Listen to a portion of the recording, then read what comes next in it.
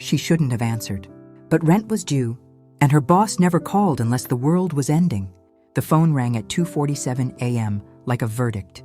3 rings. Then his voice, low, controlled, the kind of voice that didn't explain itself. St. Michael's Cathedral, East Entrance, 1 hour. The line went dead before she could ask why. She stared at the ceiling of her apartment for 30 seconds, then got dressed. Rain turned the streets into black mirrors. Every traffic light bled red across the wet pavement. The city looked like it was drowning, like the whole world had decided tonight was a good night to fall apart.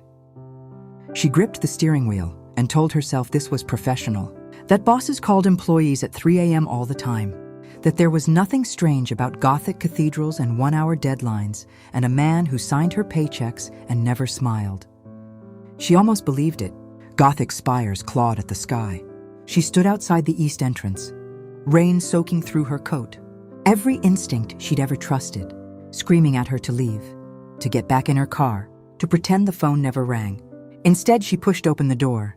He moved down the aisle toward her, slow and deliberate, like he had all the time in the world and she had none. Only 3 people have access, me, my CFO, and you. I didn't. I know. He stopped 3 feet away, close enough to see her shaking. But he's going to say you did. The cathedral spun. Tomorrow morning, he's presenting the board with evidence, emails, transfers, all with your digital signature. That's impossible. I never... Doesn't matter if it's real. His jaw tightened. Matters if it's convincing. He tilted his head, studied her the way you study. Something you can't stop thinking about and can't explain why. He's been skimming for months. I've been watching, waiting. And tonight I told him I suspected you. She stepped back. What? Needed to see what he'd do. If he'd protect you or throw you under. His eyes never left hers. He chose option 2 within the hour. So this is what? Some sick game? This is me giving you a chance to disappear before he destroys you. The words hit like a fist. I have a folder in my car, he continued. Voice flat, controlled. New identity, cash, instructions. You take it. You're on a plane by dawn. New life, clean slate. You're insane. Yeah, probably. You expect me to just run? Abandon everything because you played chess with my life? Something flickered in his eyes, almost looked like pain. I expect you to survive. By running from a crime I didn't commit? By staying alive. He closed the distance between them, and she hated how her body responded. Pulse spiking, breath going shallow. Like her heart recognized something her mind refused to. He's dangerous, desperate, and if you stay, he'll bury you. Then help me fight him. I can't. Bullshit. His hand shot out, gripped her wrist. Not hard, but firm enough that she felt his pulse hammering against hers like Morse code in a language she was just starting to understand. If I step in now, I show my hand. He'll know I've been investigating. He'll destroy evidence, call in favors, make this disappear, and then we have nothing. So you're sacrificing me. I'm trying to save you. The words came out rough, desperate, like they'd been held back for too long. Take the folder. Run. Let me handle this without worrying you'll end up... What?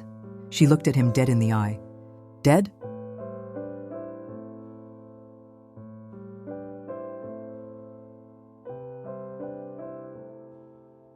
Candles flickered in the darkness like something breathing. Stained glass caught the moonlight, spilling blue and crimson across empty pews. The silence was the kind that had weight. The kind that pressed against your chest and made you feel every heartbeat. He was at the altar, hands in his pockets, still in his suit, no tie, top button undone. The shadows loved him. She hated that she noticed. You came. His voice echoed off stone. Quiet. Like he hadn't expected her to. You didn't give me a choice. There's always a choice. He stepped closer, footsteps slow, deliberate. You could have ignored me, blocked my number, gone back to sleep. Is that what you wanted? No. The word hung in the vast silence, between them like smoke. She stayed near the door, fingers wrapped around her phone, just in case. Why here? Because I needed somewhere you couldn't run. His voice was soft, lethal. 2 things that shouldn't coexist, but somehow did. Somewhere we could be honest. About what? About the $50,000? Missing from the executive account. Her blood went cold. She yanked her wrist free. The loss of contact felt like falling. You don't get to do this. Her voice shook but held. Call me to a cathedral at 4 a.m. Tell me my life's imploding. Then act like you're some noble hero handing me an escape. Then what do you want from me? The truth. She stepped into his space, close enough to see the exhaustion carved deep into his face. The kind of tired that sleep doesn't fix. Why'd you really call me here? His breathing changed, just slightly, but she caught it. Because this, she gestured at the candles. The darkness, the gothic silence. This isn't about saving me. This is about something else entirely. He didn't answer, but his jaw tightened. You want honesty? His voice dropped to something raw, something that hadn't been allowed out in a long time. Fine. I needed to see if you'd run, if you'd take the easy out, if you're like everyone else in my world who jumps ship the second things get hard. That's the test? No. His hand lifted, fingers hovering near her face, not touching, just hovering, like he was asking permission from the air itself. The test is whether I can let you go. The air left her lungs. I've spent 6 months watching you, he whispered. The way you bring coffee to the interns even though it's not your job. How you stay late to fix problems that aren't yours. That smile you give the security guard every morning like he's the most important person in the building. His hand finally made contact, cupped her jaw like she was something he was terrified to break. You're good, he said. Actually, genuinely, good, and I don't know what to do with that. So you set me up to fail? I set you up to have a choice. His forehead dropped to hers. The intimacy of it stole her breath completely. Run, and prove you're smart enough to save yourself. Or stay, he exhaled, and prove I'm not completely dead inside for hoping you would. She should have slapped him, should have walked out and never looked back. Her hands fisted in his shirt instead. You're messed up. I know. This is manipulative and wrong and I know. And I should hate you. His thumb traced her cheekbone, slow, reverent, like he was memorizing her by touch. Do you? She kissed him instead of answering. It was furious and desperate and tasted like rain. Like 4 a.m. decisions and wrong turns that somehow lead somewhere right. His hands tangled in her wet hair. Hers pulled him closer, closer, until there was no space left between broken and whole. When they broke apart, he was shaking. She felt it in his hands, in his chest, in the way he breathed. This doesn't fix anything, she said against his mouth.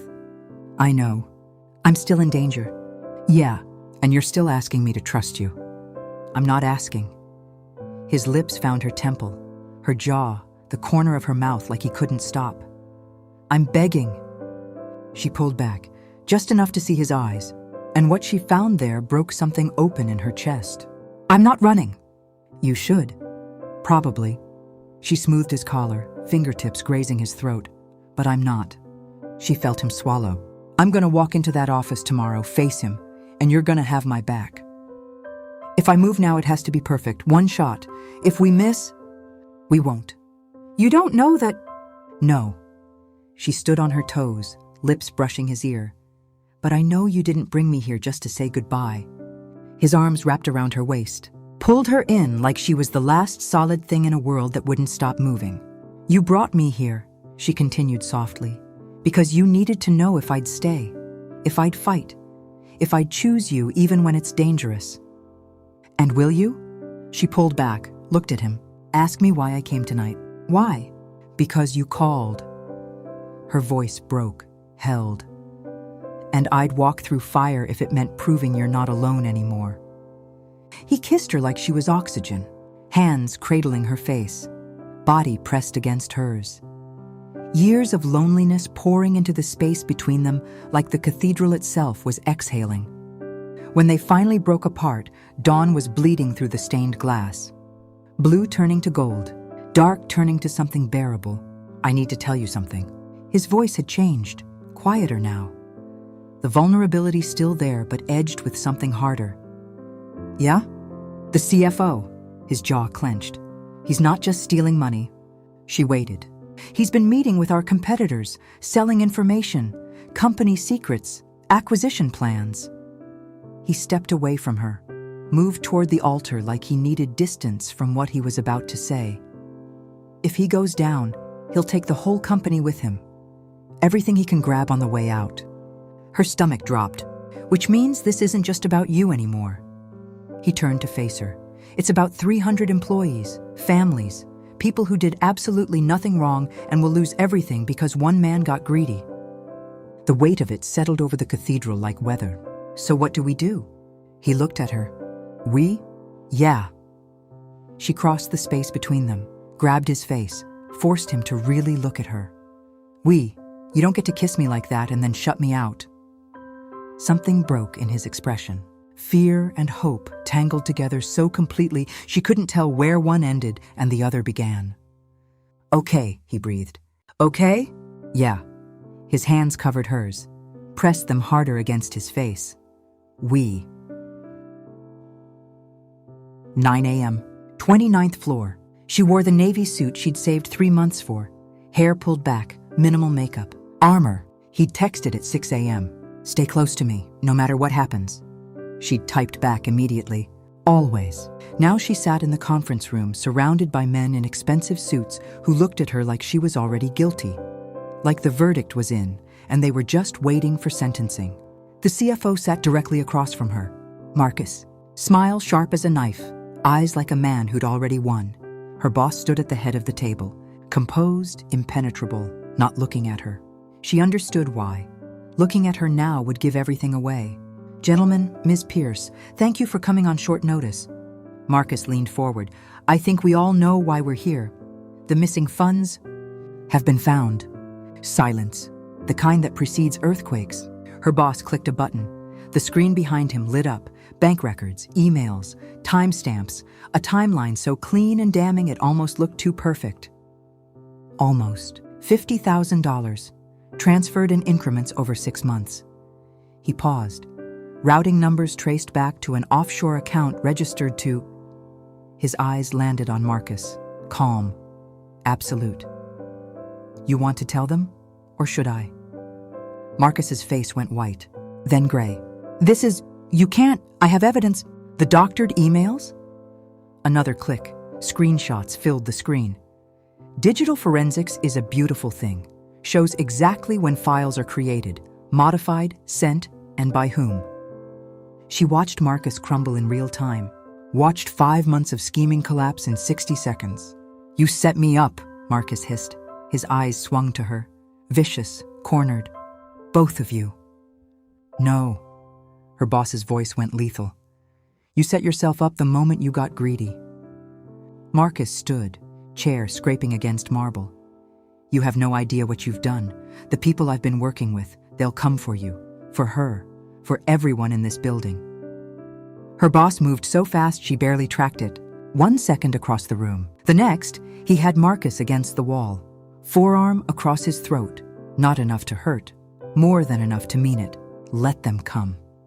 His voice was barely above a whisper. Touch her. Look at her wrong. Breathe in her direction, and I will end you. Legally, professionally, completely. A pause that felt like a blade pressing flat. Are we clear? Marcus nodded, gasping. Security arrived within seconds. As they dragged the CFO out, her boss straightened his tie, turned back to the board like the last 30 seconds hadn't happened. Like he hadn't just put a man against a wall for threatening her. Gentlemen, Ms. Pierce has been integral to this investigation. Her integrity and discretion have been exemplary. He finally looked at her. She'll be taking the Director of Operations position effective immediately. Murmurs of approval. Their eyes met across the table. You okay? She nodded. Liar. She made it to the bathroom before her hands started shaking. Cold water. Deep breaths. The mirror showing someone she barely recognized. Someone who'd sat in a room full of accusation and hadn't flinched. The door opened. He stepped inside, flipped the lock. Everyone's gone. She turned, and whatever he saw in her face made him close the distance without another word. Come here. She fell into him. and he caught her like he'd been waiting his whole life for the privilege. "You were incredible," he murmured into her hair. "I didn't do anything. You stayed." He pulled back, hands framing her face. "You trusted me, sat in that room knowing he wanted to destroy you, and you didn't flinch once." His thumbs brushed her cheeks. "That's everything, Avery. That's the whole thing. He said they'd come for us." "I know. You're not scared?" His smile was dark, devastating, terrified. He pressed his forehead to hers, "But not of them." "Then what?" "Of this." His voice dropped. "Of how much I need you, of what I'd burn down to keep you safe." "That's not healthy." "Probably not." She kissed him anyway. 3 days later they started. Anonymous emails, photos of her apartment building taken from across the street. A black car that appeared wherever she went like a shadow that hadn't been invited. He moved her into his penthouse that night. "Just until we handle this," he said, carrying her suitcase like it weighed nothing. "And if we can't handle it?" He set the suitcase down, turned to face her in the dim light of the entryway. "Then we disappear." He stepped closer. "Both of us, together." "You'd give up everything?" "I'd give up anything." He backed her gently against the door, hands settling on her waist. "The company, the money, this life, all of it." "You barely know me." "I know you take your coffee black because you think cream is wasteful." His voice was soft, almost reverent. "I know you cry at car commercials and pretend you don't. I know you send half your paycheck to your mom every month and eat ramen so she doesn't have to." His eyes held hers. "I know you're too good for me, and I'm selfish enough not to care. We're gonna destroy each other. What if we don't?" The question hung between them, weighted with every impossible possibility. She pulled him down by his collar, kissed him slow and deep and certain. "Okay," she whispered. "Yeah?" "Yeah," she smiled against his mouth. "Let's find out." She found him there late that night. Same posture she'd come to recognize. Hands braced on the railing, city spread below him like a map of everything he carried. She wrapped her arms around him from behind, cheek pressed to his spine, felt him breathe. "Can't sleep?" "Thinking." "About?" His shoulders tightened. "About how I tested you, set you up, put you in danger to see what you'd do." His voice cracked at the edges. "You should hate me for that." "Should I?" He turned in her arms, and the vulnerability in his eyes destroyed her completely. "I don't know how to do this," he said. "Be someone's person without trying to control it. Test it. Make sure it's real before I let myself believe it. So don't." "Don't what?" "Test it." She stood on her toes, forehead to his. "Just trust that I'm here because I want to be. That I chose you. That I keep choosing you. And if I mess up, push too hard, go too far trying to protect you when you don't need protecting, then we fight about it." Her hands found his face. "And we figure it out. But you have to let me in for real. No more tests. No more games." He was quiet for a long moment. The city hummed beneath them. Wind moved through the dark. Then his hand slid into her hair, tilted her face up toward his. "I'm damaged," he said. "Yeah. I've done things I can't take back to protect what's mine." "I know. And I'm not gonna stop protecting you. Even when you think you don't need it. Even when it makes you crazy." She smiled slowly. "I'm counting on it." 6 months later, his text came at 3 a.m. "Meet me where it started." She threw on jeans and his shirt, still warm from his side of the bed, and drove through the rain without hesitating. Some patterns become their own kind of love language. St. Michael's Cathedral. East entrance, unlocked. Inside, candles burned in the same darkness. The same stained glass. The same vast silence that had held them the first night everything changed. He was at the altar, hands in his pockets. But this time, he was smiling. "You came. You called." She walked down the aisle toward him, slowly, like she was savoring it. "There's a pattern here." "Yeah." His smile deepened. "I'm starting to think I'm obsessed with you." "Starting to?" He laughed, and the sound of it, real and warm and unguarded, echoed off stone like it belonged there. Like this cathedral had been waiting 6 months to hear him laugh. When she reached him, he pulled her close, started swaying gently, like there was music only he could hear. "Why'd you call me here?" she whispered. 6 months ago, I brought you here to test if you'd run." His chin rested on top of her head. "Tonight, I needed to see if you'd come back." "That's still a test." "No." He pulled back to look at her. "It's me asking if you'll marry me." The cathedral went still. Or maybe that was just her. He reached into his pocket, and she saw it then, the fear in his eyes, raw and real and completely unguarded. "I don't have a ring yet." His voice was rough. "Was gonna buy one, but that felt wrong without asking first. And I know it's fast. I know I'm still messed up. I know most days I'm more work than I'm worth, but..." She kissed him.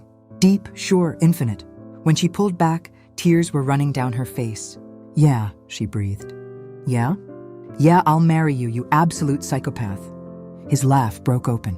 He spun her around, arms around her waist, lifting her off the ground, and the cathedral soared above them, stained glass catching the first pale hint of dawn.